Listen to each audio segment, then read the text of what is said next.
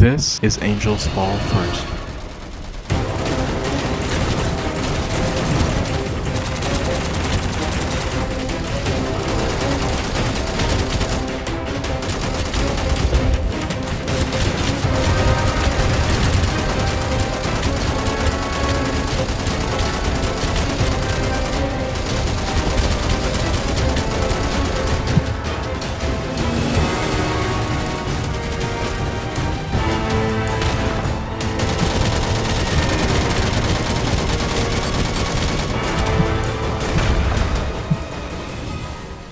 Angels Fall First is a 10-year-old game that just got its 1.0 release just a week ago. And I do have to be honest, I miss this style of game. This game really feels like PlanetSide 2 and Battlefront had a baby. It also has that mid-2010s gritty art style that I love. And there's many vehicles in the game. You can control cars with turrets on them, tanks, mechs. You can have space battles with breach and board. The game also has a full offline support where you can have a game of 64 bots fighting a coherent battle. And it also has full player server support. For an $18 price tag, this is not a bad pickup. And you know the devs are not gonna abandon the game, especially because the game came out 10 fucking years ago. The game is still pretty populated. The top 6 servers are relatively full most times I log into the game. I've only put about 25 hours into the game, and out of those 25 hours, I've had a blast. On my early playthroughs, I spent a lot of time playing as a ground troop, messing with the creative class. You can damn near customize anything in this game, and it's awesome, without microtransactions. But the boots to ground gameplay is very fun, and it tracks enemies when you hit them with a bullet, which I honestly really like, and anytime you get tagged or shot, it'll pop up on your screen that you're detected as well. The game has solid map design. I honestly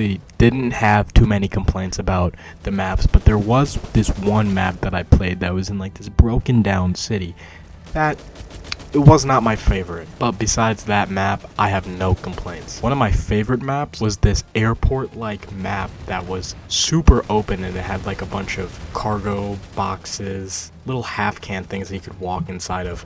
And it was just a lot of fun battling people inside of those because they had certain points that you had to capture, and it was just super crammed and a lot of close quarter fighting, which I really enjoy. There was also a point on the same map where you have to go inside of this giant airport tower thing, and the other team was all inside of there guarding it because that was the last point that we had to capture, and it was just like a meat grinder of fighting back and forth in there. It was phenomenal. I had a great time. But the more I played the game, I wanted to try out other things like the vehicles, and I started off using the car with a turret, and I had a lot of fun. I was mainly just driving around the enemy spawn, running them over, and shooting them with the auto gun. And the thing that I like the most about the auto gun is that it's not controlled by any player. It's controlled by the game, and it'll lock on to enemies and shoot for you, so all you gotta focus on is driving, which makes it a lot easier to run over enemy players. Throughout most of my time playing, I've only really done 2 space battles, and